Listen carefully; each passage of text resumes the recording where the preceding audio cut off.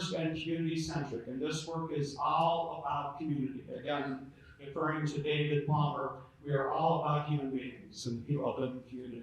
And so that really defines what we do and why we do. Even when we came together initially, almost a decade ago, very diverse group. So we had 2 authors, Michael Schuman, maybe many of you know, and Amy Cortese, that were part of our founding board members. Brian Becken, who is a securities attorney, part of our founding board members. Angela Barbesh, a registered investment advisor, part of that. I was an on-around economic developer. We had an entrepreneurial support organization. So a very diverse group. The first platform that was done, No Money in Vermont, by Janet Shea, one of our founding board members. So a very diverse group, but united by community and our love of community, and that continues to drive us. So these are our core principles. We are inclusive, and by inclusive, we mean everybody. Fair and equitable, we want opportunity and wealth building to be fair and equitable for everyone in the community. Capital that empowers and serves us. Think about that. Capital serving us.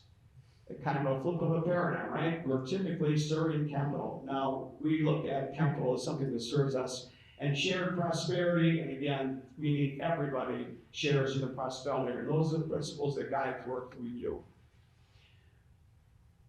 We are working in 4 broad areas right now. Today, we're going to spend a lot of time talking about community investment funds, specifically about the diversified community investment funds, and a little bit on the aligned community investment fund, both authored by Brian Becken.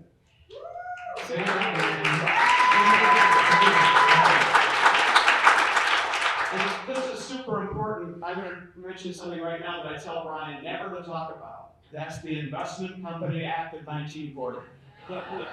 Because it is the investment company that determines how we put funds together. He says it way too often, but it is really important, and it's a terrible piece of legislation that is mean to non-accredited investors. It is mean to small communities.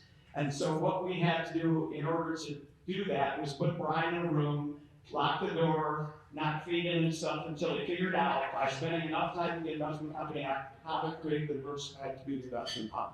And that's our proper noun, by the way. The SEC, well, they do know about it now. In fact, they called me about it last week. But this wasn't their idea. This was Brian's idea and his team at Faculty Cost. So incredibly important.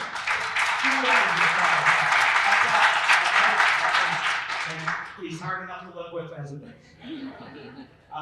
We're also doing some really interesting work on policy and education. And we really started in some respects on the policy side, supporting the Jobs Act. Again, some of our early supporters were part of that process of getting an investment credit funding law and enabling everyone to make an investment in their own community done. We continue to do that today. Last month, we convened a group of organizations from across the country to talk about policy, because we all have our policy committees and our policy wish lists, and none of us were working together. We called them up and said, if we call and we put a meeting together, will you come? And they all said yes. So we're now trying to refine that down to a handful of policy positions we can take to Washington, D.C., get passed to support the work that we're all doing. So that's really, really important. And then broadly educating about all of the work that we're doing. Catherine is doing a really great job on the education work because critically important. So really, that's really important. Entrepreneurial support, really at a very basic level. We have to build more businesses. We have to enable and empower more entrepreneurs. That is vitally important. Early last year, in the spring of last year, Sydney Davis, Sydney, stand up. Sydney is our Economic Recovery Corps Fellow. So an EDA-funded position through the International Economic Development Council, 65 fellows from across the nation, 1,400 applicants to be one of those 65 fellows. Sydney is one of those.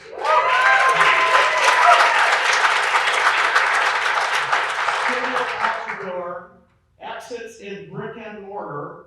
Who exits in brick and mortar? Sydney and tech. So knows what she's doing. She has written a curriculum we're providing to all entrepreneur support organizations, initially in Michigan, that are serving underserved communities. And it will tell those entrepreneurs why you should raise capital from your community, and how to do it. So really critically important piece. We have to build more businesses. Last spring, Cindy and I presented to the Michigan Small Business Support Hubs and Smart Zone groups.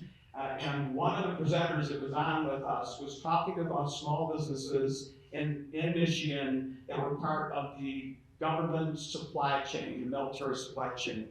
And this is an incredible statistic, over the last 20 years, there has been a 60% decline in the number of those small businesses in Michigan, part of the defense supply chain. That is bad news, ladies and gentlemen, and we can't let that continue. We have to create more innovation on the ground in our communities supporting entrepreneurs. And the last thing that we're working on, and Jerry Davis, stand up please, Jerry. Jerry Davis is my colleague at the Ross School for Business in the school in Ann Arbor. Can I say it out loud, Rex? Is that all right? I can't. At the University of Michigan. Yeah. That's pushing it too far.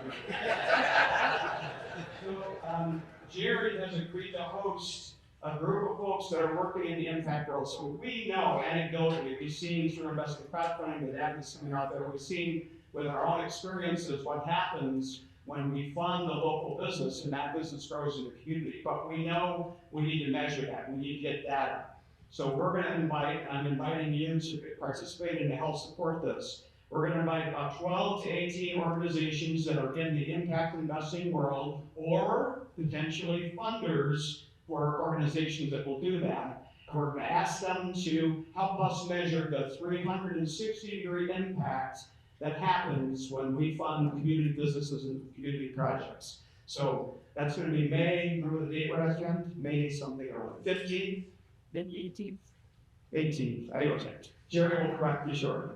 But if you have a good connection to folks like that, please get in touch with us, let us know that. Because that impact measure is really important. We want to set baselines in the communities we're working in right now, and then we want to do longitudinal studies so we go back year after year, and we really understand what's happening. We know it's going to be good, but we know we also need to put data together on that. Okay.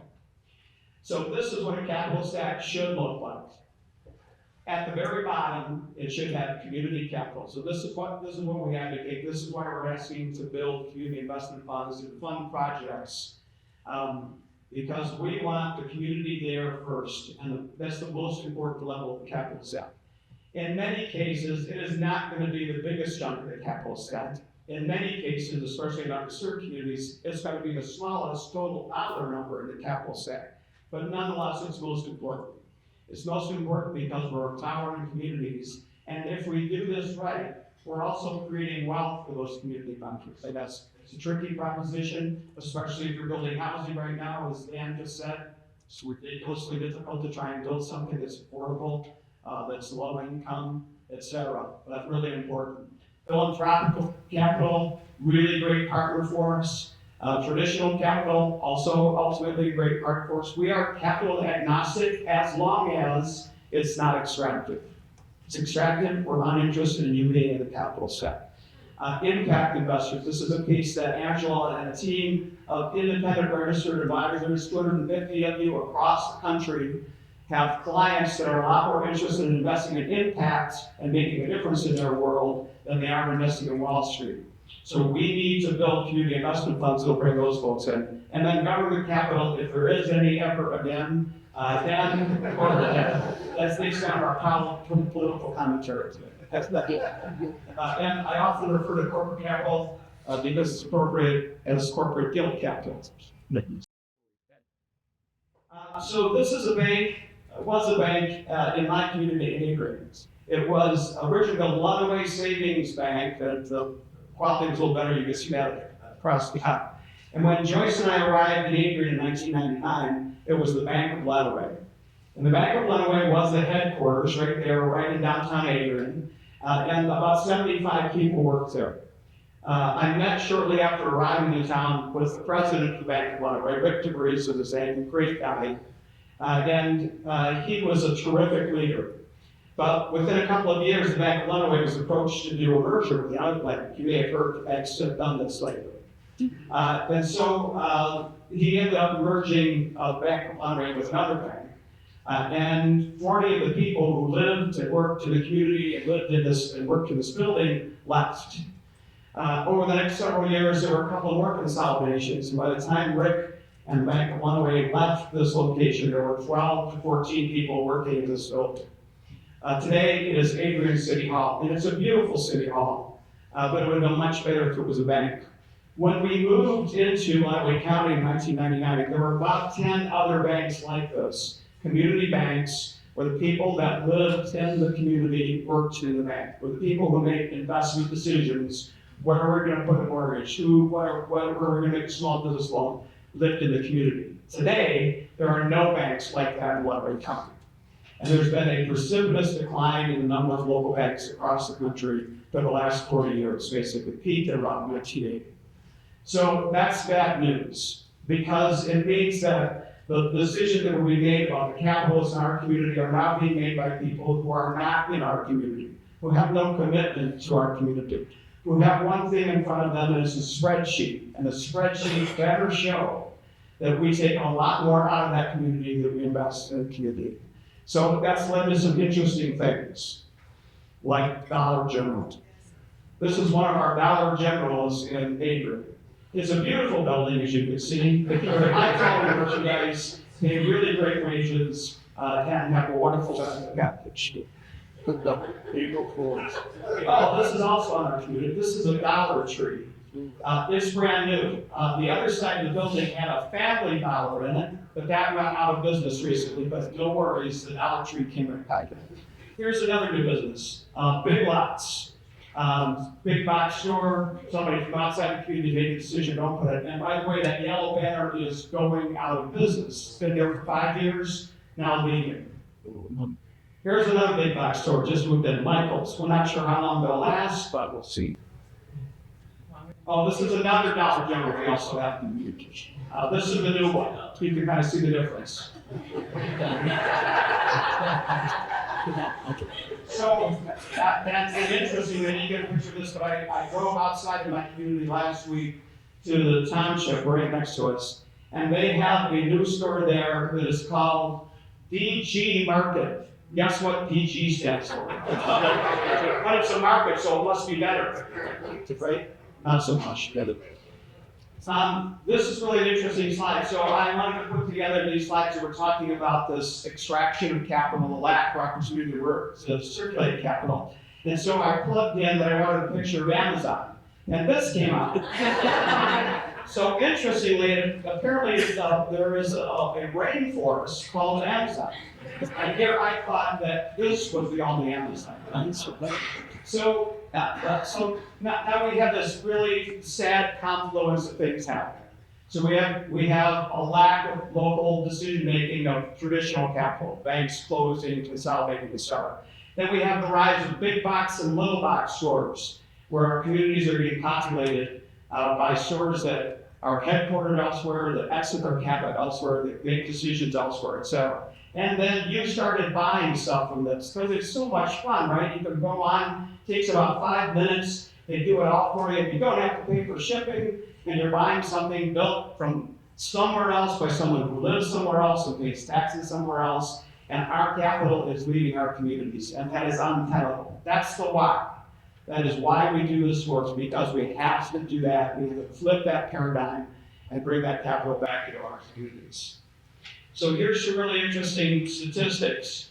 Thanks to Crowdfund Capital Advisors and one other source, which I'll go on here before I go too far. Wow. King's Cray. No, this is all CCED. Side correct, but anyway, thanks.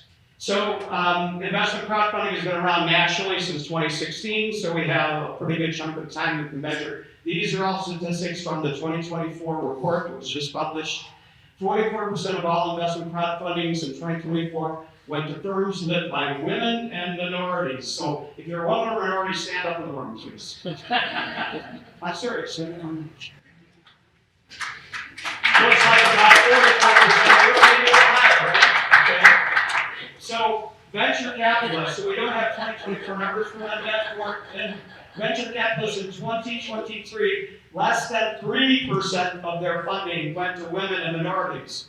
You have to be deliberate about that, right? How does that happen by accident? Bad news. I did see statistics in the first half of 2024 for venture capitalists. They made a really significant improvement. It's now 2% in that first 6 months. So, not good stuff. So, of that money that has been spent in communities, $27.1 billion, that is about a tenfold increase in the amount actually invested. The amount actually invested is around $2.5 billion. In investment crowdfunding, not, by the way, state-based exemptions, not included in that, it's just federal exemptions, since 2016. 2,233 communities hosted investment crowdfunding offerings, so people are getting used to this idea, that's a good thing. 2.1 million investors, again, about 90% of them non-accredited investors investing in this space, and over 9,000 offerings.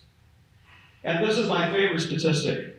So there was a study done to look at 8,000 businesses that started investment crowdfunding in 2016. And after 8 years, nearly 75% of them were still in business. So those of you that have looked at this at all know that traditional failure rate for startups is about 50%. If it's smooth, it's about 80%. But when the community funds it, surprising things happen. That business is more properly capitalized and it survives longer. Why do you think that is? People in the community are supporting it, right? I'm an investor, I'm an owner, etc. Well, cool things happen. So we know that when that happens, there's some really significant impacts. It changes the quality of life. I'm really glad Dan mentioned placemaking. What I didn't say when I introduced him, that Dan was one of the foremost drivers of the placemaking movement. He was saying placemaking before it was a proper noun. Dan has presented internationally on it, he presented to the UN about placemaking, so we've really got a gem here in Michigan now. But he's a great resource for anybody who's involved in that space. And then we have the wealth building opportunity. And again, the DCI Act is crafted so that both sides of the equation, the investor and the recipient who deployed funds out of those funds, have the opportunity for wealth building. This is a really fascinating thing. This is, Brian and I were at a conference in Texas last year, the Neighborhood Economics Conference, and a guy from the senior vice president of the New York Fed was there, and he presented some literature on the relationship between wealth and health. No big surprise, but there is a one-to-one relationship broken down zip code by zip code. It shows a direct correlation between the wealth of the individual and the community and the health outcomes. So one of the things that happens, so Pablo Bravo, stand up. Pablo Bravo, one of our board members, he, even though he looks kind of modest, major cheese in the healthcare industry, recently retired, wondered what he was going to do, got connected to us, and now second guessing his decision. But Pablo got us invited to a design team. So the head of the Fed made this statement a couple of years ago about creating an economy that worked for everyone, which seems like a really great idea. Not what we have, but it seems like a really great idea. And so a senior VP at the New York Fed then created David Erickson. David Erickson created about 19 design teams in different sectors. One of those design teams is in the healthcare sector, and we got invited because of Pablo. Isn't that a great name? I think that was like the best name on the planet, Pablo Bravo. Anyway, that's really not part of the story. Anyway, so we got invited to go there and present to them, and we presented them this idea, this really weird idea that we have, that if we create by the investment and ownership and recirculation of capital, wealth in communities, there will be a great health outcome, which they knew. But they had never thought about using capital to create wealth in order to improve health outcomes. So we're now part of that team. And that team is now looking for 4 locations across the country where there's a robust healthcare system to test out this idea to demonstrate that it works. And for those of you who like Detroit, like Dan, Detroit has officially been asked to participate. So the point being, lots of great stuff happens when community members build wealth and invest in our own communities, and that's why we're here today, to figure out how we can do that.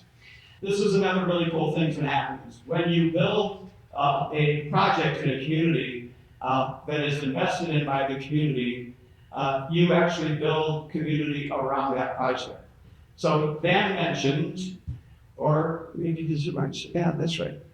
So this is the Buzz Cafe and Marketplace in Adrian, Michigan. This is my wife's business. It opened during COVID in a 170-year-old building we bought and renovated. You see that floor? I did all of that floor. I sanded every bit of that floor. I stained every bit of that 150-year-old floor.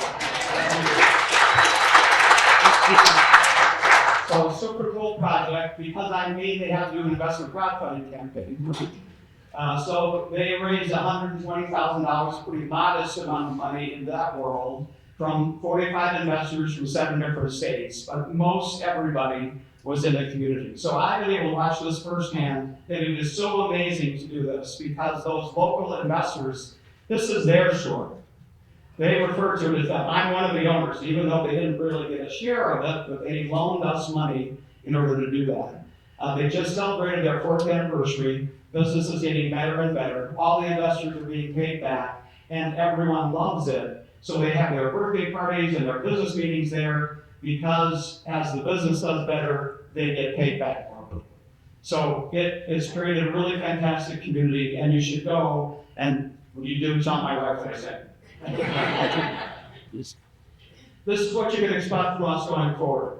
Number one, fidelity to this work. We are committed to it. The board is, our partners are, the growing group of technical service providers like Kathleen Minogue, there we go, we call her again, that crowdfund better, and many others who are in this space are really committed to it, and we're committed to it. We're committed to knowledge sharing, we're committed to advocacy, and we're committed to simplifying it. We know this is complex and challenging. The securities laws alone, I'm going to say it again, the Investment Company Act of 1940 is a mess, but we're going to do our best to bring experts to the table and then to work on policy to make it simpler and easier to do this. For the meantime, keep working, okay? Because we're going to keep working. So I wanted to briefly mention this in line with policy. Many of you know that we introduced an investment crowdfunding incentives, or crowdfunding incentives, 3 years ago. And we got it passed out of the committee just before the Republicans who control the legislature, the House of Representatives here in Michigan, got voted out. And so we started working with Democratic leadership, and we got it introduced. And they had a committee hearing just before another vote where our House went 50-50, and we had about 6 months of a weird lame duck session where much of almost anything got done. And then at the end of the session, we don't know why it went lame duck, but it's been crazy for the last 6 months of this year. That bill has just been reintroduced the day before yesterday, thank you very much, in the Senate Bill 115. We also, interestingly, got a call from the Attorney General in Minnesota, Keith Ellison, and Keith asked us about this bill. And is working right now to get it done in Minnesota. There are several states that will do it. But super important, and we want to get it done. So let me just tell you what the legislation said, just because I think it's powerful. So we copied this from Canada. Thank you very much, Nova Scotia. It was Michael Schumann who spewed this around for thank you. Stand up. Stand up. Took the train from Toronto to Windsor, got over to Detroit, and David picked her up from Waterbury. Awesome. It's an investment incentive legislation. In this case, a Michigan citizen who invests in a Michigan business or projects, as the IRS would define it, will receive, when we pass this, a state of Michigan income tax credit for 50% of the amount of the investment, with a 10-year carry forward. So if you don't have a tax liability, that is carry forward for 10 years. We want to do this all across the country because we can do it. And the really cool part of this, thanks to the Canadian example, we demonstrated the efficacy of this kind of a program. It actually ends up being tax and income positive for the province in the case of Nova Scotia. And so much so, and the white paper on it was so convincing the Michigan Department of Treasury agreed not to oppose tax credit legislation, I think, for the first time in their history. So it makes financial sense and it's great for our movement. So we want you all to advocate. So anybody who's here from Michigan, get a hold of your state senator, your state rep, and say, I love Stop Senate Bill 115. We want to get it done. Let's push it, get it done, and then let's get it done in every state in the country. Wow. And then last, so we're really pushing on a federal level for a couple of changes. The two things we're really focused on is creating a community investment fund structure that's not a workaround like that required Brian's expertise and work to get there, but simpler and more advantageous. And to expand the definition of accredited investor, because as you know, now if you're not wealthy, there's only a couple of avenues there. And Brian has advocated, and we love this idea. Everyone is an accredited investor, but you can only invest up to 10%, 15% of your income in a project kind of thing. So we'll see how that goes. Actually, we'll call with the SEC next week, and they're going to hear about this. Great. So I'm almost done. Thank goodness. So we've been working on access to capital for a long time. We've been trying to figure this out. How do we get it? How do we get to those buckets of money wherever they are? How do we arrange it? So I'm going to posit to you, I'm going to suggest to you today that we slightly change our thinking about this. Because today is a day about shifting paradigms. So instead of worrying about access to capital, why don't we create capital that is available to access? Pretty cool, huh? That's the last slide. Go ahead.